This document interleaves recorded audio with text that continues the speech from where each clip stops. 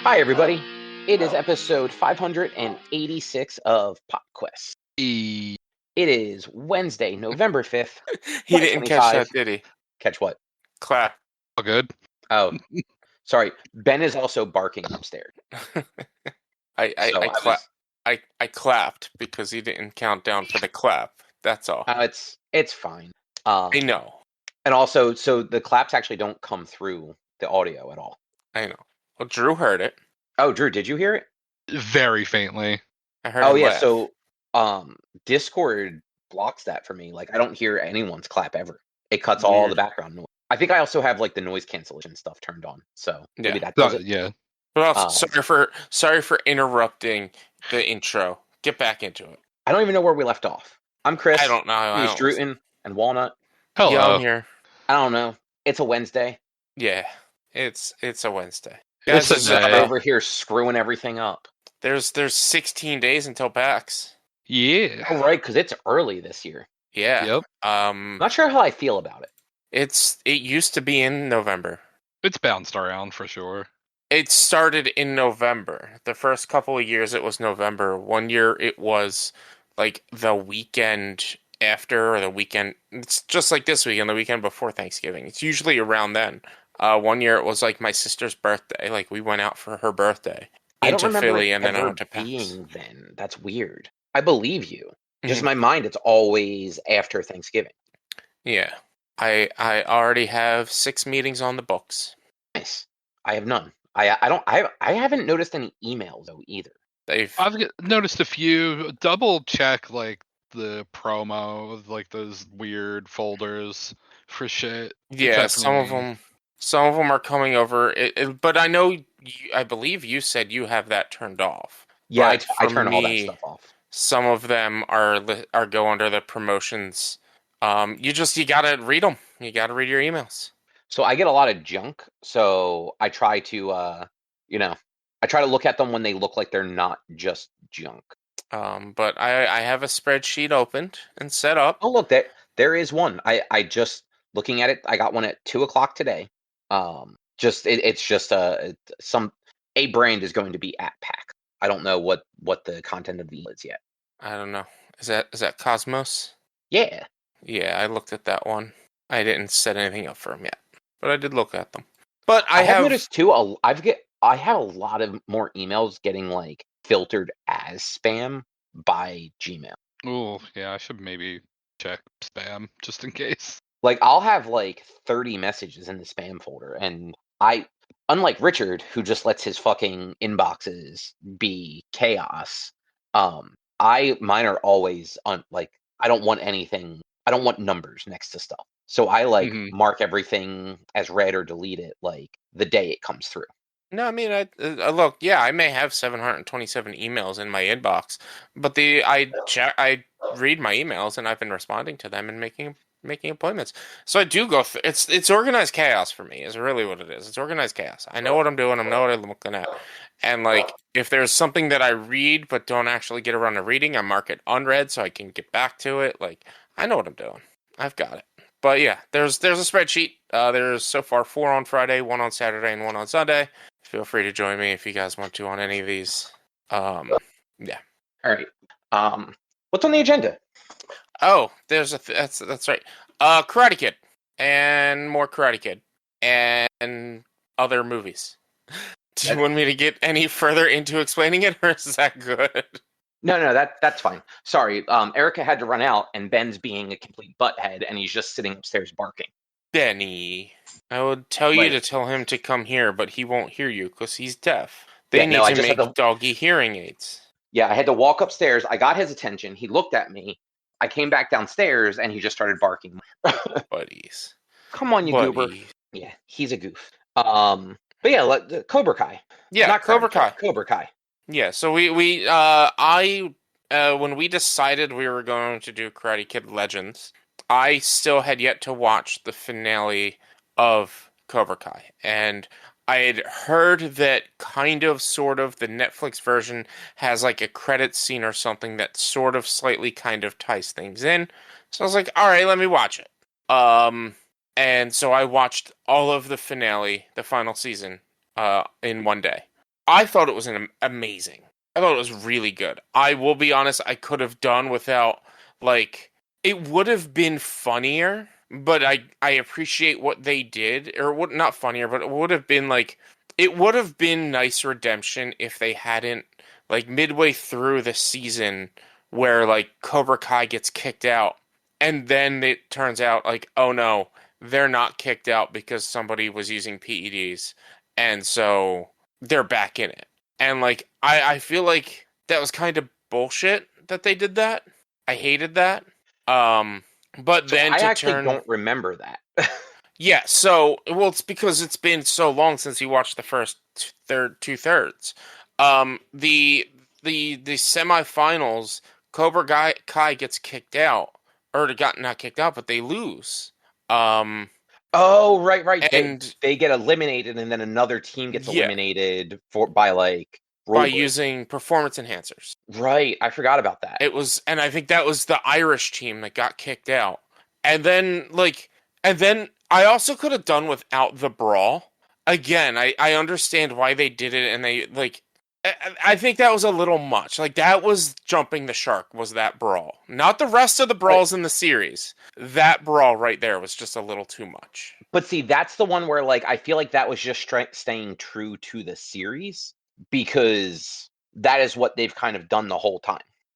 Yeah, but it was Like the every brawl. season had a brawl. Yeah, but the brawl was just, oh, the people who got kicked out for using performance enhancers were mad and roid raged to fight and a fight broke out. Like, it was just a vessel to push the story to try to extend the competition and turn it into what it becomes in the end, but it didn't fit, in my opinion.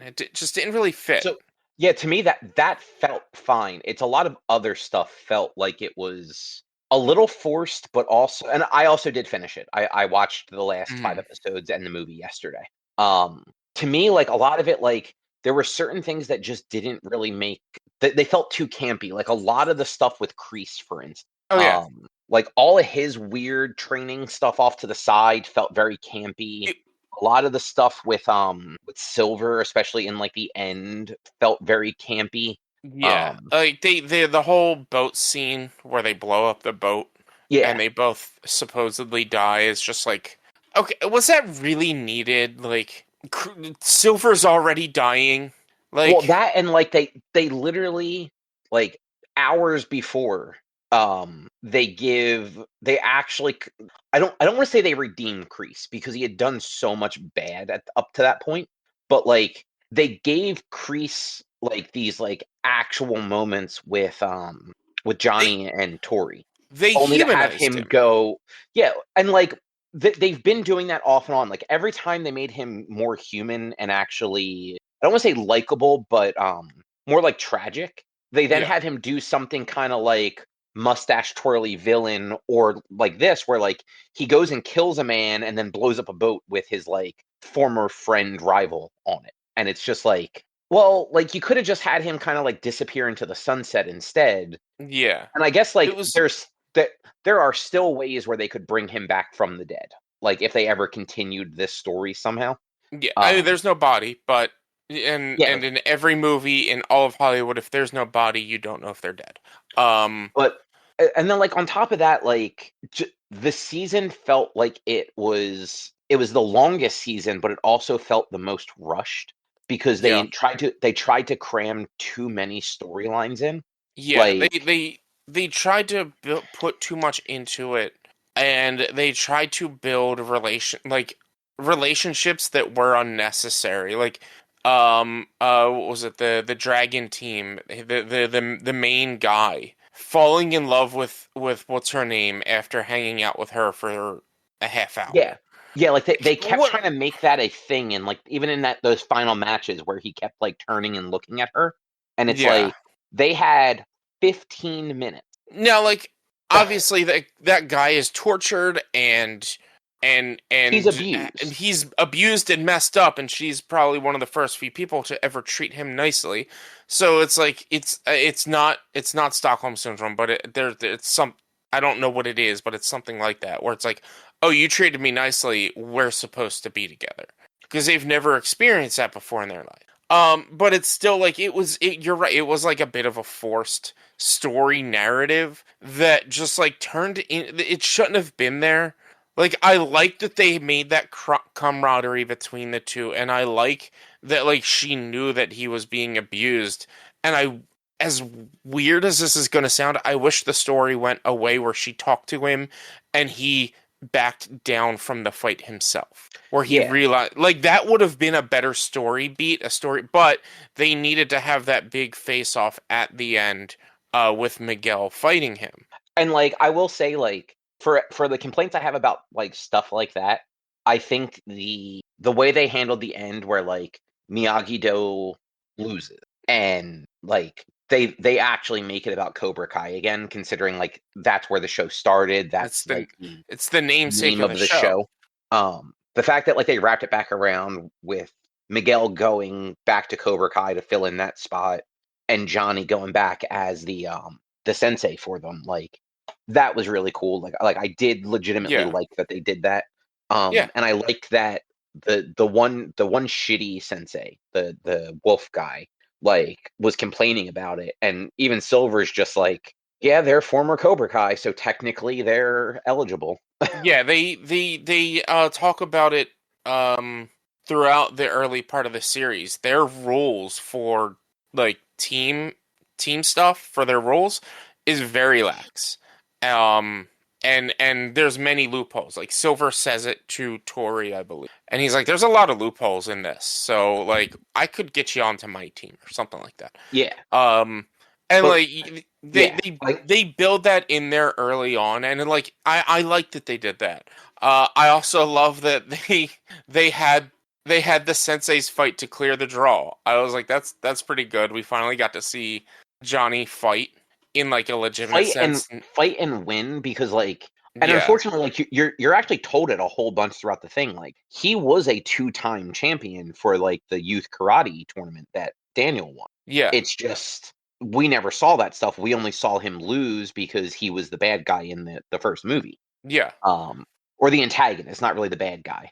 yeah, But for this one to then like, yeah, for him, and especially for him to have like the moments with like Daniel, like, and even Daniel both training him and then also like at the match, like kind of get like during the two different timeouts having like the two different kind of pep talk styles moments for and him, like, understanding what he needs. Yeah, yeah, basically telling him to get his head out of his ass, and then also giving him the like the more Miyagi Do pep talk for like that second round. yeah, Yeah, like you knew that those characters were going to win because it was, if there was another season, then like, yeah, maybe they lose and then they come back, but there wasn't yeah. like, we knew this was the Well, final I mean, season, so we knew they they were could going no to no. win. You knew they were going to win because they know none of the kids could come back. None of the original kids could come back. They were all graduating high school and were 18 plus, or were about to True. be 18. They could not participate. These were all youth karate tournaments. So like, you knew it was going to wrap up, Which and they I'm were going to end sorry, it there. the one we were talking about, the got like the main male from the like rival dojo. He That is dude was he 42. He had a yeah, 5 o'clock shadow the entire fucking season. he was full on adult. There's no way they CW'd his ass into that fucking competition, Yeah. man. At least like most of like the main cast, like they were fairly young when the show started. Yeah. And like you can look at some of them and still be like, okay, like they can pull off 18 to 19. But like that guy, like he was 40. Yeah, there Like was no way he he could have. was Luke Perry in 90210 40. Yeah, Like no one thought he was a teenager. yeah. Um, the fight sequences. This show has the best fight choreography I've ever seen. It is very good, especially And, for like for like a TV series. Like with like my biggest complaint is, and it's been like this from like day one. Half of these kids, and I looked up a timeline actually yesterday. This entire the all 6 seasons takes place over like 2.5 years. about that, yeah. If that. These kids become like master martial artists in 2.5 years. Yeah, Fucking Miguel had a broken back for a season, yeah, and still somehow master martial artists in 2.5 years. Things that people spend their entire lives training for. And like they're all at like the pinnacle of their sport. Like Oh even yeah. the one like bad guy sensei, he's like he was talking to like the male student. It's like you've been training since you could walk. Like Miguel's been training for a year and 11 months because he was crippled for a while. Yeah. Like he should like Miguel should not have won. Is it No. great that he did? Absolutely. Especially because of like this like those circumstances. Like I can't remember the other kid's name, Robbie. Like because that guy ended up breaking Robbie's knee and like on purpose. Like that was not like that wasn't an accident. Everyone knew it Yeah. wasn't. Yeah. The fact that like They Miguel was then just like, nope, this is my fight now. Yeah, they pulled the Karate Kid one and focused in on an injured area because in the original Karate Kid, Daniel LaRusso hurt his leg, and then that's where Yeah, sweep the sleep leg. leg. That's where that started. That's where it comes from, and he does that and makes it worse. But it was like a muscle sprain and not a broken knee like it was in this. And they even said that like Yeah, Daniel was Chosen. asked Chosen Chosen he asked like Chosen if he could do the hand thing. and he's like, "That's for muscles. That's not for a broken bone. That the broken it won't do anything for a broken bone." Um, and so like I will continue to say too, Chosen, underdog of this series. oh yeah, Like Chosen was even great. that like double date they forced him to go on, where Yeah, like the woman's just like, I was at my Reiki therapist or whatever, and like says like, I know it's like Japanese. Have you tried it? And Chosen says something in Japanese, and he's like, that means Reiki is bullshit. yeah, yeah. He was great. The series was great. I'm happy the way they wrapped it up. I really am. Yeah. I'm happy that like they didn't try to make further turmoil between Daniel and Johnny. They have actually become true friends. Johnny's successful. He's gone through a lot of shit in his life, and he's finally like all put together. And like a character like him didn't deserve to go through all the bullshit that he's gone through in his life. Yes, he was a high school bully, but like, was he really? Because And there's a lot of videos about it. yeah, and Like, that's the thing. Like when you look at the what is shown in the movies, like he really compared to like what we're going to talk about shortly, the kid in this new Karate Kid movie, he was a fucking bully. He was a scumbag bully. Johnny, like he was like a asshole, but like he really wasn't a bully. Like yeah, he antagonized Daniel once, maybe and then twice. like It's been a while left him since I've seen alone. it. So it's at the beach over the summer when Daniel first gets there. Like and Daniel antagonizes him back. Like it's not just Johnny, but Yeah, like he's Johnny is definitely the instigator, but like he's also a high school kid and like Daniel was like hitting on his girlfriend. Like there's going to be like some level of confrontation there. But like yeah, he could have done way worse to Daniel. Like Daniel had no anything at that point, and Johnny did. And like considering how Johnny was trained with Cobra Kai, like he very well could have just like beat him to a pulp. Um, but then the next time that they interact, I think is the Halloween dance months later, and it's Daniel that instigates. yeah. Like so, All like Johnny all we wanted to see do in the was smoke a movie, joint. That's all he wanted to do yeah, was get high.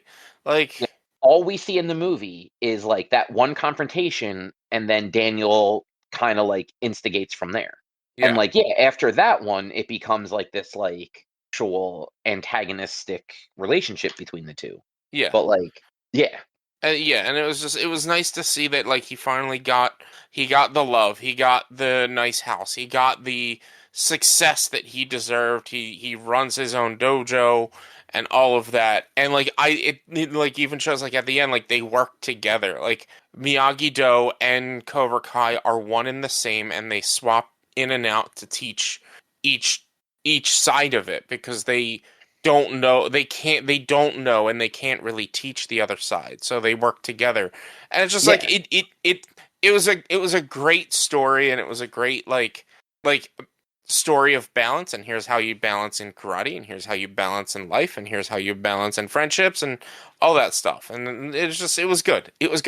I really liked it. Agreed. Yeah, they actually they did a really good job with it. Like complaints aside, like it was a fun show to watch. Yeah.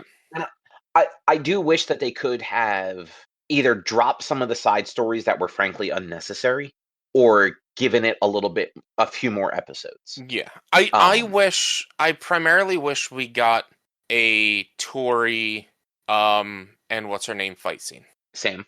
Sam. I wish we did get a Tori Sam fight scene. Like, Yeah, because other than their match at the one thing, like they've had like sparring matches. yeah. And they were supposed to fight, and then Sam backed down, and it's like, they should have fought. Like, I'm not saying they should have fought in the tournament, but like, I wish they would have Like a Rocky and Apollo end of Rocky 2, like ding ding sort of fight. something, like, not even to know who's better. It would have been nice to, but like, it would have been nice to kind of see them, and like maybe see it. Like, it should have been a fight in a sense that they were evenly matched, but Sam realized she didn't need it and she backs out. Not Yeah, just, oh, I'm gonna back out in general. It should have been an evenly matched fight, and then Sam realizing, oh, this isn't for me. I don't need this. I don't need this. I've got my own thing. I've got a rich family. Tori needs this. I'm not backing out, but like, not also not letting her win, but like, because you can't like, you have this friend slash rival. You can't just sit here and be like, all right, I'm gonna let you win because you need this more. Like, that's even worse. But like, an evenly matched fight that ends up being where Sam loses just by like a small margin or something like that, and not because she's a worse fighter, just because Tori wanted it more, kind of thing. yeah. But yeah, with that, I mean, we should just go right into Karate Kid Legends, and talk about that movie. It's true. Is this the first time you'll ever hear me? Probably the first time, and probably the only time you'll ever hear me say this. Movie should have been longer. Honestly, I thought the same thing. Drew, you probably thought it was a little too long as is. Yeah, though, I mean, I can understand why you're saying that, but also I don't think it to be longer at all. Like, It either needed to be longer or they needed to change the focus, because like Jackie Chan and Ralph Macchio don't show up until the last like 30 minutes of the movie, really. Probably, yeah, last 40, it's an hour and a half, so yeah, last 30 to 45 minutes is when, like, the whole actual Karate Kid tournament shit goes on. But, like, they're showcasing the Five Boroughs Karate tournament, and you barely see a match because of their fucking camera work in this movie. Yeah, like and well, because they spend the first 45 minutes building up the relationship between the kid, the girl, her dad, like his boxing match, like, which was actually all really good. Like, I actually enjoyed that, and like this was a much better movie than I expected it. Yeah, story wise, it was good. I feel like they lost me a little bit because, like, he had planned these fights, and these fights were supposed to make him the money he needed to make, not because he was betting on himself or anything, just because he was supposed to make him the money. But then for some reason he still needed the money after getting knocked out. No, because that was the thing. They were cash prizes. Like, if he won them, he got money. I thought it was just as long as he fought in them, he got money. But also, no, like he had to win, and also he then had probably tens, if not hundreds of thousands of dollars in hospital bills. I mean, that's those guys did because he won. He did win that fight. Yeah, they got. Oh, did he technically win? The guy got disqualified. He got disqualified. Oh, I missed that. I'm pretty sure. He was elbowing him. He was clearly disqualified. The dude, the dad won by default because the other guy got disqualified because he, like, did illegal moves. There's no reason completely leave that whole story. And that's why, like, that's like, to me, like, it didn't really make sense as to why, like, he needed to fight in the Five Boroughs to make them the money, because to me, I thought pay them hospital bills. True, the hospital bills, but like, that's not the kid's fault. No, like, but that is a legal problem. That was Jackie Chan, who's just like, you're a friend, we will fix this for you. Yeah, and there was nothing they didn't do anything that needed fixing except for the relationship between I can't remember the kid's name in the movie, and his girlfriend. Like, Yeah. they needed to fix their relationship because he froze, and like, understandably, PTSD is a hell of a thing. I understand why he froze, Yeah. but like, it was like there was like you don't. No one owes this guy anything. This guy has to sue because I mean, I don't think this was an illegal fighting ring. It didn't look like it was an illegal fighting ring, but I mean, he probably signed a thing saying that he couldn't sue the ring, but he could have Yeah. sued the person who broke the rules. Right.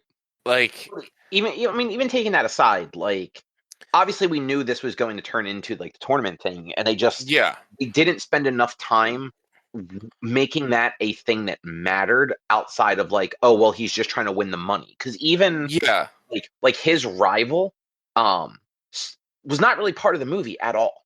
no, Like, like you he didn't was have, an asshole, and like he yeah, deserved to lose, but like there was no reason for him to even be in the movie. Like yeah, he played no part other than two antagonistic scenes. And then like you said, Rich, like you don't see any of the fights really. Like they fast forward through the entire tournament. It's yeah, like just you see the knockouts and that's it. you see the main two of what is it? Was it 3 or 4 fights? You see like two of the main characters' fights.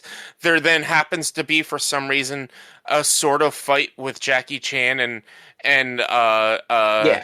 Ralph Macchio at the end of one of the kids' fights, and it just like the last half hour of the movie should have been 45 minutes. And they should have expanded on the fights. They should have shown them a bit more, incorporated a bit more of the tournament itself, and like maybe if like you give us this antagonist, but we know nothing about him except he wants to date her and she doesn't want to date him. Like I don't remember like if there was anything negative about like I don't think there was ever any like discussion of him abusing her or any like she just didn't want to date him. Yeah, he was an asshole, and Yeah. she knew he was an asshole.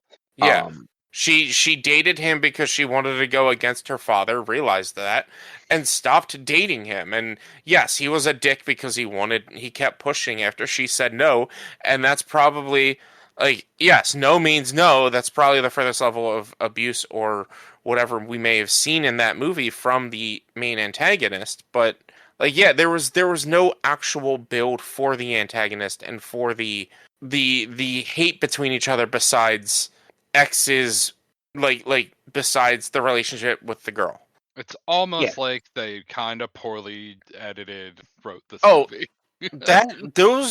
the fucking fight scene in the alleyway where half the fight scene is her dad getting up. Are you fucking kidding me on that? There's this whole fight scene going on with the main character beating up two mobsters, and the Great. dad gets knocked down into a pile of trash, and half the fight scene is him getting up while the fight's going on, like, and you're seeing maybe shadows. Yeah. To be fair, he got hit in the back of the head with a 2x4. He was not going to get up quickly, but they spent way too much time cutting to him. Right. But that's my complaint isn't that it took him forever to get up. My complaint is that they didn't show the fucking fight. Like, why are they cutting to him at all? To go from a series of Cobra Kai that I've said has the best fight choreography in anything I've seen in a long time to then go to Karate Kid Legends, which I'm sure doesn't have the same writers, directors, and all that shit. They should have fed off of the success of Cobra Kai and been like, this is what we need to do for fights. This is what we need to we need to focus on the fighting. Like we need to have good choreography. We need to have good like film. Like just give me a stationary cam and let me see the fight. Don't jump the camera every time a punch is hit. But that's so I have a feeling that this was one of those situations where they probably did have more of the fights filmed, but whoever did the editing was like trying to be it was artistic with it. But like yeah, like the movie, like I liked the movie. I liked the movie a ton more than I expected to. Because like I saw the last Jackie Chan one with the Will Smith son, and like that movie sucked. Like it was not good. Yeah. It wasn't terrible, but that No, was it that was sucked. it was too long. And like but like it was fine. Like I've seen it once. It was fine. It doesn't hold up to the original Karate Kids. and stuff like that. But like they tried to adapt something. It's also shouldn't be called the Karate Kid because he learns kung fu. Um, but yeah, like this one was better than that one for sure. And Yeah, this one, honestly, the characters were likable. yeah, They actually spent time developing the characters. yeah, um, it's just like in a weird twist of events, they didn't spend enough time on like the actual story to make it yeah, feel like it mattered. yeah. Yeah. So I watched this the Sunday after we decided. So I did take notes because like I just wanted to remember stuff. One of my top notes was the kid is handling a move to a new country in a very, very well. Like this kid just was like, all right, I guess I'm moving to the United States. He wasn't like being like negative towards his mind. He was just like, okay. Like there was no obvious, which obviously nothing you can do. Then I have two notes like just after that, and the very last note was fucking camera work in these fights. Um, Jackie Chan fight scenes. These are all of these fight scenes, not just the ones involving Jackie Chan, were very Jackie Chan fight scenes. So they definitely used his team to choreograph a lot of these fights. Absolutely. And like, Um, you know what? I will give credit. Like the bits with him were fun.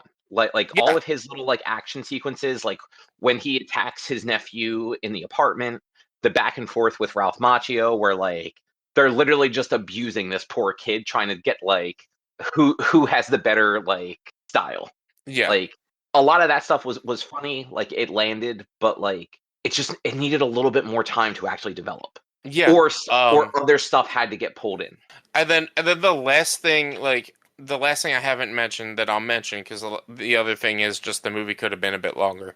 Um, Paper lanterns would never be allowed to be released in New York City, I was thinking that too. I'm like, that's a lot of lanterns for the middle of fucking like Manhattan. Brooklyn. I want to Literally, say they were in. I think they were in Manhattan. Like I mean, that scene may have been Manhattan. I thought that they lived in Brooklyn, I think it was Brooklyn. Yeah.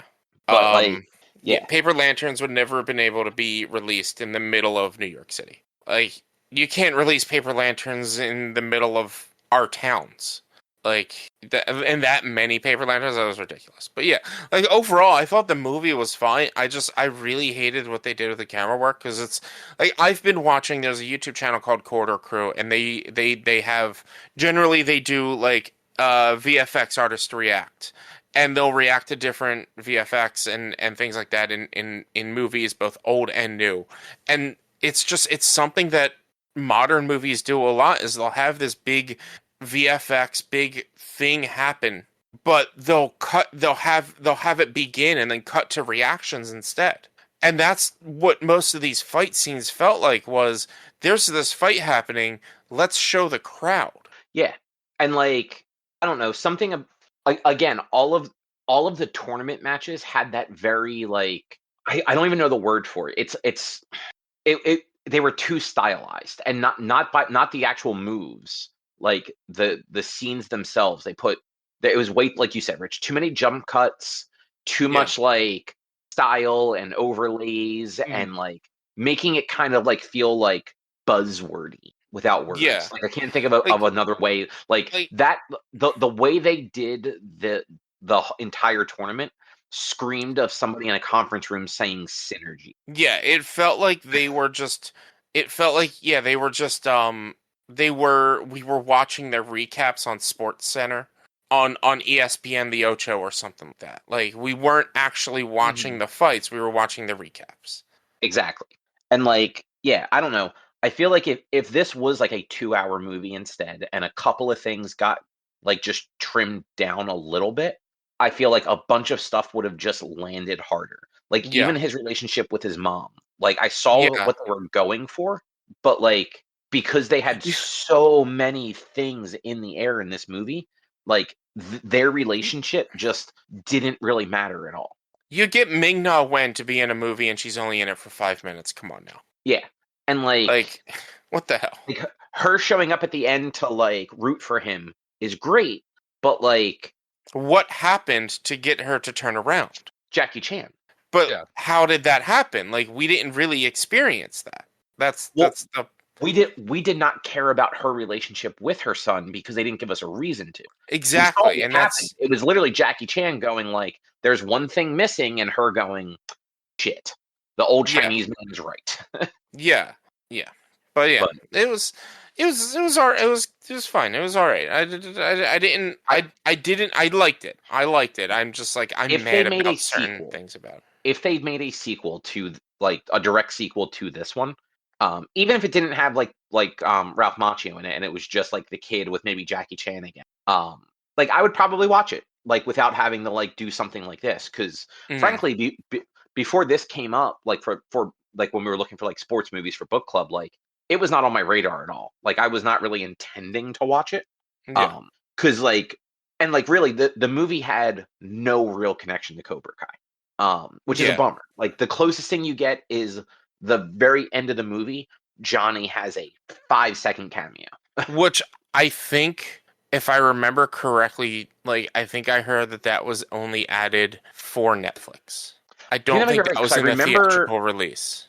I remember Because there- as they were like talking about this movie that like it was not supposed to be connected to Cobra Kai. It was supposed to be like its own separate thing.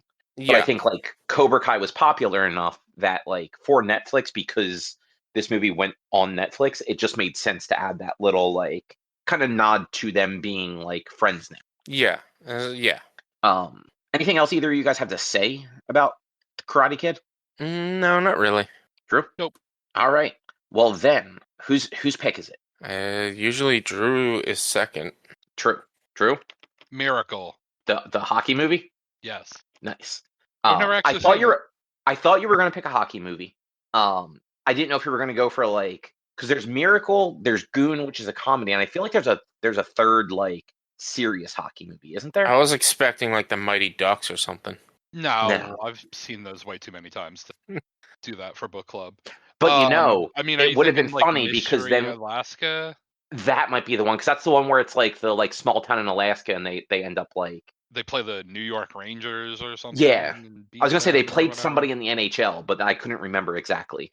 There's all. I mean, I don't know if it's streaming anywhere. The other hockey movie I would have done. Now I keep forgetting what the fuck the name of it is, but it's a comedy. It's got the Hanson brothers. Slapshot would have been the comedy hockey movie I would have done. Oh, okay. It does it, and I mean, Miracle is on Disney, so Yeah. that works. I've actually never seen that either, and it's supposed to be a very good movie Mm-hmm. I believe I have. I think I have. I don't remember that. because Miracle's. Are we sure we haven't watched it Olympics, for book right? club? Definitely, I've never seen it. Positive. Because Miracle's the Olympic team, right? Yeah. Well, Yeah. The like Canadian all. Olympic team. Yeah. Cool. All right. So in 2 weeks to continue sports, we'll be watching Miracle, the 2004 hockey movie. That was quick. Because I knew that It was. was- I knew that yeah. was a Disney thing. I was like, it's on Disney Plus. I've not seen it. Let's go. So sometimes us picking the next movie takes a little while. Yeah. Sometimes. For Speaking sure. of next movies, I watched some others to finish out October that we didn't talk about last week. Mhm. So big thing, we managed to hit 31 movies. We actually watched 32 movies in October. Nice. Nice. Yeah. Next year you got to Um, do at least 33. No, just October has to be at least 31. You gotta one up yourself every year. You got to do one more than you did the year before. Nah, that's for the total year. For the actual for October, it's just 31. But yeah, so watched a bunch of movies. Kind of in the order that we watched them. First one, Vicious, which was actually from this year, 2025. Most of these were actually from this year. So Vicious has Dakota Fanning as the lead character, and really like kind of like the primarily the only character. There's only a couple other people that pop up in it. Actually, Rich, I know you've seen it. Drew, have you seen the Harry Potter movies? Yes. Okay, I don't know if you'll remember it. No. In the 5th movie, in movie 5, at the beginning, when Harry and his cousin are trying to go home and they get attacked by a Dementor, the old woman comes up and helps them, and it's like Harry's neighbor, who he finds out is actually like a squib, which is a person born into a magical family with no magical ability. And then she comes to the hearing later on in the movie when he's being tried for magic. That actress is in this movie, and it took me forever to fucking figure out why she looks so familiar. That's a strange pull to be like, oh yeah, it's that person. Yeah, That's no, like such I'm a, looking like- at this. Yeah, I'm looking at this old lady in this movie, and I'm like, she looks so goddamn familiar. And I was scrolling through her like Wikipedia page, and I scrolled through it like twice, and I just didn't catch the Order of the Phoenix in there. I'm like, I don't know what the fuck I've seen this lady in, but she looks super familiar, and she doesn't look that much older considering that movie was 20 years ago. But anyway, so Vicious. It's one of those I guess maybe monkey paw sort of things, like not exactly the monkey paw, but it's an object that people get given that essentially makes them like hallucinate, lose their mind, become potentially homicidal, and the only way to get rid of it is to basically like pass it on to somebody else and have that person actually accept it.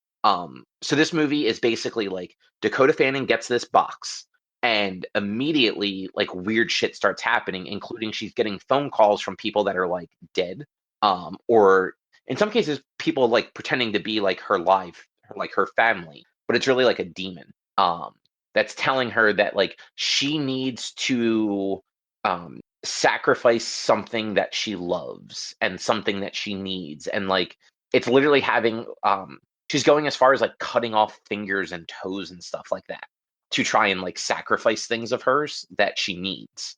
And like it was a very psychological horror versus like any sort of real jump scares. There's a few things that happen that make you like kind of like that might startle you a little bit, but it really is just like watching her like descend into like madness. Um and never being quite sure if somebody that she's talking to or something that she's seeing is really the person doing a thing, or if it's this this demonic force that's basically like driving her crazy. Hmm. It was really good. Definitely different. I want to say this movie. I just want to double check before I make claims. I think this was the movie that was actually done by the same person that did Barbarian, which was one. No, Barbarian was the next one. Weapons. Yeah. Okay.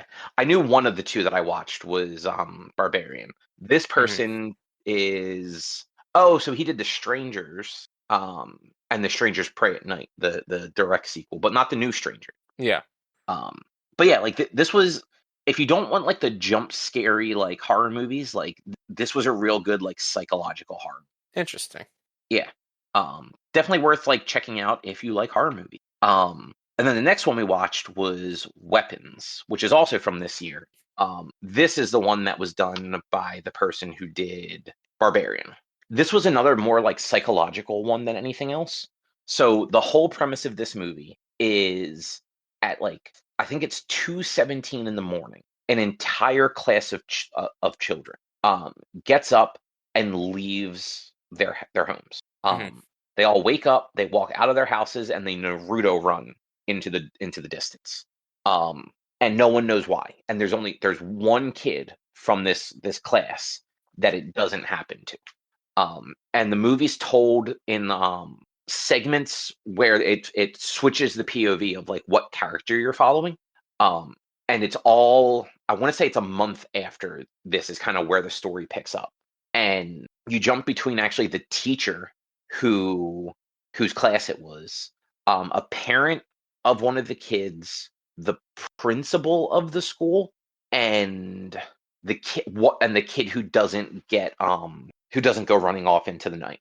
And each one of these picks up a little bit later, so you kind of like there's overlap between all of them, but like they're overlapping at like different points, so you end up getting to see different angles of stuff that happens. So when it's following the teacher, at one point she is and it follows a cop. I'm sorry. A cop was in there too. Um at one point the teacher has figured out that there's something weird about one of these houses, and she ends up falling asleep outside of it in her car while she's basically like staking it out because no one fucking believes her. And at one point you see like a weird crazy person go wandering past her car, and then like a minute later a hand comes from her back seat as she's like passed out and like cuts a strand of her hair, and then it cuts to the next POV and you don't really know what happened there, but then two POVs later you figure out why that happened. So it like it just lines things up really interesting. And because it's brand new, I don't want to give too much away about it, but like I did not expect things to go the way they did. But it was interesting and unexpected. I kind of expected it to be like maybe like something like alien-y or something, because that's while Barbarian wasn't aliens, it was still like this weird like creature essentially that like lived underground. This one like went in a different direction, and it was cool. Like I really enjoyed kind of like how it twisted things, and like it had some decent actors in it. Like Josh Brolin was the dad who it followed at one point, and he was some sort of like contractor. So while the police can't figure out where these kids went, this dad is fucking smart enough that everybody has ring cameras. Like so many, like the reason they know all the kids left at the same fucking time is because of all the ring cameras. And this guy like brings up his own ring camera, watches where his son runs off to, and then like gets the info from like another parent, and like manages to like triangulate where the kids are going based on like the town like schematic, like the blueprints of the town. I can't think what that's the land survey of the town, where like it shows all the different lots. And he's like, this is the general area where the kids all ran to. Like they can't have gone past this because it's a fucking mountain. Like this is where every one of them ran in this direction, regardless of like where in town they ran from. They all went to this central point. And it's like, why couldn't the cops figure that out? But yeah, it was a really interesting movie. I didn't know what to expect going into it, and it definitely wasn't what I expected. And calling it a horror movie is probably not accurate, because it really wasn't scary. It was definitely another more of like a psychological like thriller maybe, but probably actually even leaned into like drama more, just because it was a lot of people dealing with grief and regret, and like the whole town basically turns against the teacher because they think she had something to do with it, because it's everyone in her class. Like hers was the only class that was impacted. So yeah, really good though, really good, and worth checking out. And Yeah, then I've seen things about that movie. I was like, yeah, all right. It's just it didn't catch my eye enough. I was just like, all right, that's weird. Kids run out and okay. It seemed very weird.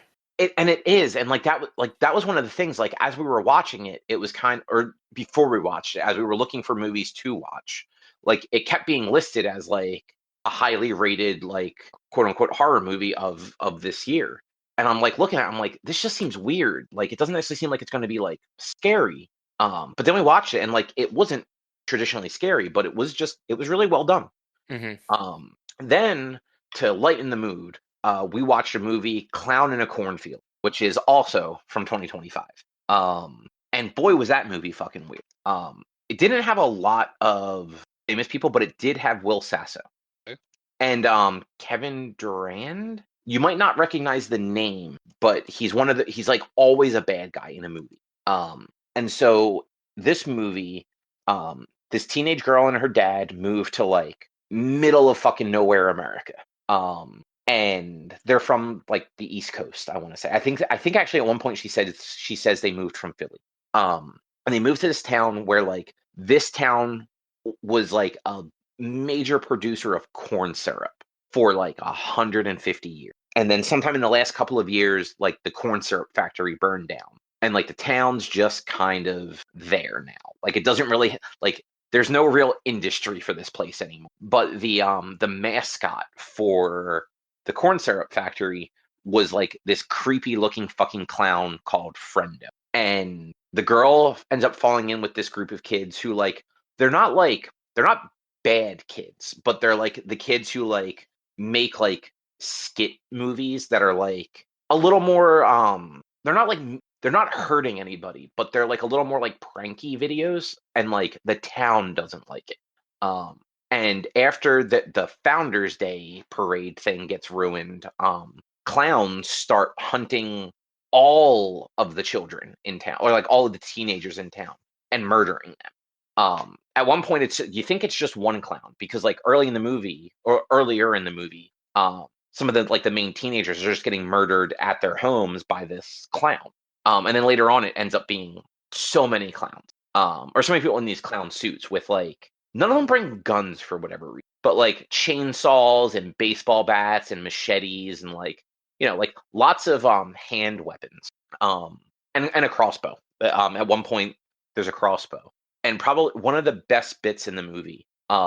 There's a scene where like a girl comes walking into into like the field, through like the corn thing, and she has like an arrow through her throat, and she collapses on the ground, and then she's carrying a head, and these kids think that it's part of like a gag that their friends set up, and like they're literally like playing with this severed head until they realize that like it's real, and then they start freaking out and screaming as they're like covered in all this blood already that they thought was corn syrup.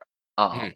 This movie is definitely like it's campy. Like it wasn't bad, but it's also not like it's not a movie that anyone should watch a second time. But if you enjoy like those like dumb, campy like slasher movies, it works. It actually works really well for that. And one guy gets killed with a cattle prod in the mouth until his eyes basically pop, and that was Nice. a cool way to kill somebody. But yeah, other than that, like Clown in a Cornfield was like fine. And I also think it's funny that like they kept the name clown like singular in a cornfield. So that frankly, like when a bunch of them show up near the end of the movie, like it's a little bit more of a surprise, which I guess I've written, but that's fine. It is not a movie that people really need to think too heavily about. Man, spoilers. And it happens. You're never gonna watch Gotta it. drop that warning, man. You gotta drop that warning. I'll put it in the comment section thing. It's The notes. too late now. Nope, it's too late. People already listened. And then like while this isn't like something to like talk deep about, we ended up going through and watching all of A Nightmare on Elm Street. So How many was that? so the only one we didn't watch this year was the first one because we actually watched it last year. Okay. But so we watched 2 Freddy's Revenge, 3 Dream Warriors, 4 Dream Master, 5 Dream Child, 6 Freddy's Dead: The Final Nightmare, and then we watched Wes Craven's New Nightmare and the 2010 Nightmare on Elm Street remake, and Freddy vs. Jason. So Does Freddy? I mean, I guess Freddy vs. Jason does count as a horror movie. I mean, and so it counts in the series too, because it is actually a sequel to at at least Freddy or at least like the last Freddy movie, in a lot of ways. And that's where it gets weird. So you've got Nightmare on Elm Street 1 is actually like probably the only creepy. Like that one, like even going back and watching it like more recently, like that one does actually have like some scariness to it. After that one, Freddy definitely becomes a little bit more slapsticky than he was in the first one. And like it gets like that more and more throughout the movies until you get to the final movie, Freddy's Dead, where like it is actually more comedy than horror. That one just starts out where you get like the text on screen where it is 10 years from present day is how it's worded. And 10 years from that movie, present day. yeah. So like it's in an unknown time period, but it's obviously the early 90s. And that movie would be like several years after the previous one, Dream Child. And apparently from what I saw online, this movie was actually originally supposed to be a continuation of that one, where it was the final girl from Dream Child and her son killing Freddy for like the final time. But instead they went in a different direction, and it is Springfield, Ohio, where all of the movies have taken place, and Freddy has killed all of the children. There are no children left in the town of Springfield, but people still live there, and like the town's kind of like a post-apocalyptic town, even though like seemingly the rest of the country is fine. And it follows like a group of teenagers that were in like an asylum or something like that, which they often do. And all of the Freddy stuff is just kind of like over the top and goofy for the most part. And this was the one where they have like one of the characters ends up being his daughter, but it's not the character they set up for the whole movie. It's somebody else. And this is the one where they find out they actually bring Freddy into the real world and blow him up with a pipe bomb. And that's supposed to be how Freddy is killed. When you then get to Freddy versus Jason, you kind of have to wonder because like that one is supposed to be a sequel to the franchise. It's hard to follow because the Friday the 13th are the JVs, right? Yeah, Friday the 13th movies. So at this point you had the final Friday the 13th movie was Jason Goes to Hell. And in that one, Jason no longer has a body, and he like takes over different people until he's like finished off at the end. And that's actually the first time where they allude to a crossover, because his mask gets pulled down into the dirt by like Freddy's claw. And then it took like 11 years from them to actually make that movie. But then there was like Jason X, which came out before this one. So Jason X was 2001, and then Freddy versus Jason was 2003. So yeah, so Jason X also came out before this. Jason I X mean, is the one where they're in space, isn't it? Yep. So it's also in the future. So Yeah. Jason X is at some point after 2008. In 2008, he is captured and contained and cryogenically frozen, and then he wakes up sometime in the year around 2455. So hundreds of years later, like you said, in space, Mhm. and starts killing teenagers in space. And he gets like that metallic upgrade and stuff like that. That was a very bad movie, like very bad. But Yeah. so you have this weirdness where both the final Freddy movie and the final Jason movie don't really line up with Freddy versus Jason the way previous movies would. So like if you go like Dream, Child, and whatever the one before Jason's Dead, if you take both of them as like the continuations for Freddy versus Jason, it actually works out fine. Because like Freddy is kind of like pseudo killed in Dream Child like he has been before. And then people forget him, and when he is forgotten, he loses his power. He can't come back unless he's like being remembered by the town, essentially. Which Mhm. that is the whole point of Freddy versus Jason. He lures Jason to Springfield to make people think that it's Freddy killing these teenagers, and then they become antagonistic towards each other because Jason keeps killing teenagers before Freddy can. That movie was not great though either. It does a lot of stupid shit. But then you jump forward to the remakes. So we did not watch the Friday the 13th remake. I remember that movie not being very good either. But the Nightmare on Elm Street remake is just not good in a lot of ways. And it's a shame because like it's got a decent cast. Like actually the guy that plays Freddy is Jackie Earl Haley, who he was Rorschach in the Watchmen movie, and he's been in a bunch of other stuff. But like great Okay. choice for that movie. But instead of him being like, they unfortunately tried to make him look like an actual burn victim instead of the 1980s like idea of what a burn victim looks like. So he looked a little bit more like Voldemort than Freddy. And this was, so the movie was 2010, so it was all just violence. Like even in the original movie, like Freddy had like a little bit of like this like sadistic craziness to him. This Freddy didn't. This Freddy was legitimately just vengeance. And they also, in a weird, this is going to sound weird. I hope you guys follow. So in the original Nightmare on Elm Street movies, Freddy is just he's a serial killer that kills children, which is horrible. And like he's not a character that you should like root for. But he is more likable than the 2010 version, who didn't kill anybody, but definitely sexually assaulted children. And that character is just despicable. Does that make sense? Yes, I Like, think. like you can find the serial killer funny, but like the child predator, like, is just like not fun to watch. Mhm. Especially because like in this case, like he succeeds in a bunch of the revenge that he wants. Like it's not like they stop him before he kills the majority of the children he was like molesting as when they were like in kindergarten. Like so it's just like that movie, like not only did it kind of like take away some of the campiness from the series, but like it made it like dark in like the wrong way. Because like not only are you just kind of like disturbed by like the background they put to it, but like he loses all of like the character that the character had. Because you could at least like find him, you could find the Freddy from the old movies kind of humorous. Especially in like the later ones, because he's a monster.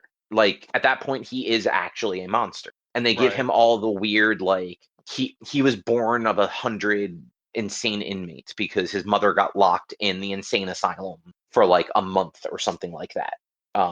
Like they kind of set that character up to be evil. The 2010 Freddy, like there's none of that. Like he's just a bad person who manages to come back as like a demon for revenge. And it's like, no, he doesn't even deserve revenge. Like he actually got what he deserved in a lot of ways. But yeah, so that like 2010 Freddy, probably the worst Freddy. And that's saying something because some of those sequels, not great. And then you had Wes Craven's A New Nightmare, which is actually not very good. It was the first movie it was the first Nightmare on Elm Street Wes Craven had anything to do with since the second one, I want to say. Second or third one. And that's the movie where the Nightmare on Elm Street movies up to that point had been movies in that universe.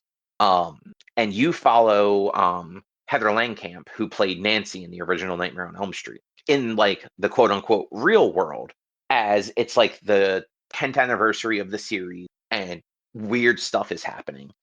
And Wes Craven is working on a new Nightmare on Elm Street movie. And it turns out that Freddy is real. And Wes actually has like these visions of him. And that's like the script he's writing. And it's just, it wasn't good. It was a lot of nothing happening and just a little bit of Freddy at the end. And it was more of a, like, it wasn't really Freddy, which was kind of the thing. It was like this demon's in like impersonation of the 1980s Freddy Krueger. I think the one fun part was Robert Englund plays himself and Freddy in the movie, which I think is kind of funny. But otherwise, like, just not a great movie. And if you're ever watching All the Nightmare on Elm Streets, it is worth skipping that one. And the 2010 one. Just watch the first 6, maybe Freddy versus Jason. Skip New Nightmare. Skip the 2010 remake. Yeah. Makes sense. Yeah. And then the very last one, and I don't really want to talk about this one too much, but we watched the original Halloween. Because we had some people over on Halloween that they were visiting from Tennessee, so they were staying over. And one of them, she is 13 and had never seen any of those. Hadn't really ever seen a lot of horror movies. But her dad was with her and gave the okay to put on the original 1978 Halloween. Okay. Have either of you guys ever seen the original Halloween? Like, they're the Michael Myers movie. No. I don't think so. I don't think I've ever seen a single Halloween movie at all. Okay. So, past the first movie, like, they obviously changed that a lot. It becomes much more of a slasher movie. Much more of, like, a slasher movie that you think of when you think of slasher movie. This is kind of, like, early enough that a lot of things aren't as gory as they used to be, and I think that's kind of what stood out to me. You don't actually see any of the direct killing in the movie. It's a lot of cutaways right before the thing happens, and a lot of just very obvious dummies in like some funny ways. In particular, there's a scene where Michael kills a guy in like his kitchen with like the chef knife, and they cut away right before he stabs him through like the chest. But he is able to stab an adult man while holding him against like a cabinet through the chest. The knife manages to go all the way through him and pin him to the cabinet and like keeps him in the air against the cabinet, no blood whatsoever. And it's like, none of that makes sense. That knife wasn't long enough. There's no way it was forced into a door hard enough to actually hold that body in the air. And also just zero blood came from it. So it's funny to go from watching some of these more modern movies where like when like something violent happens, it's fucking visceral. To this movie from the 70s where you actually don't see any of all the violence is more assumed. Like obviously you see the aftermath to it, but you don't see a lot of the actual act other than there is one scene where Michael strangles a woman in her car. And it is a very poorly acted scene all the way around. But that's probably the most visceral thing that you see is just him strangling somebody. And I kind of wish movies were more like that because I don't know, it makes it a little more interesting, not seeing them like do the stuff and just seeing like the aftermath of it instead. But also that 1978 Halloween movie like actually holds up as far as like just being like atmospheric. And it's a shame that like most of those horror movie franchises like kind of went off the rails after a while. But yeah, I think that's it. That's all the movies we watched. Nice. It's a lot of movies. Yeah. It was all movies this week. Well, and a Netflix series. Yeah. I didn't really. Because I decided I'm not going to talk about The Evil Within after last week. I had nothing to really add to it. Been taking it light gaming wise, sort of, and just crashing out in Monster Hunter. Yeah, I mean, I've still been playing Pokemon. Mhm. I'm getting near the end. I just got C rank last night.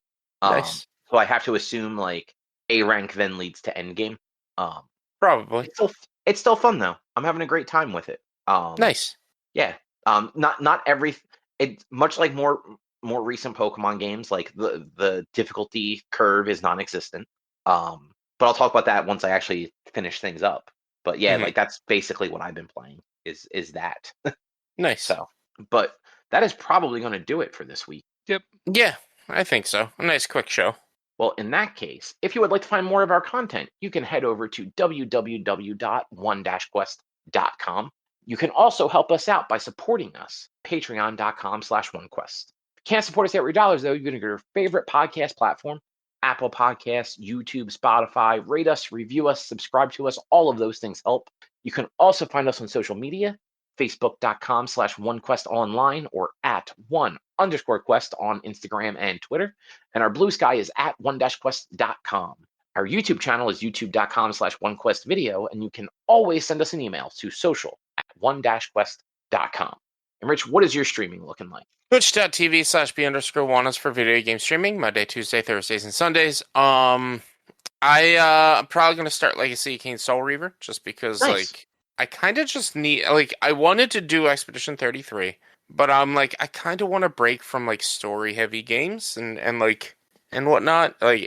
Evil Within, although the story was garbage, was very story heavy, and I just want to play a game. So like I think I'm gonna do Legacy of Kain Soul Reaver since it's also like a goal game, a game that was redeemed because of reaching a goal.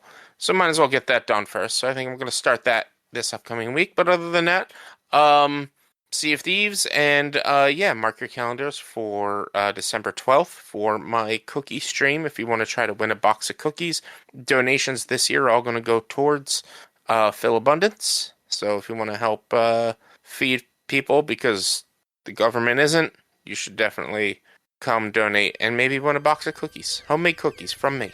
Nice. Very nice. And Yeah. with that, we'll be back next week with something else to talk about. Thanks for listening. Bye. See yous. Bye.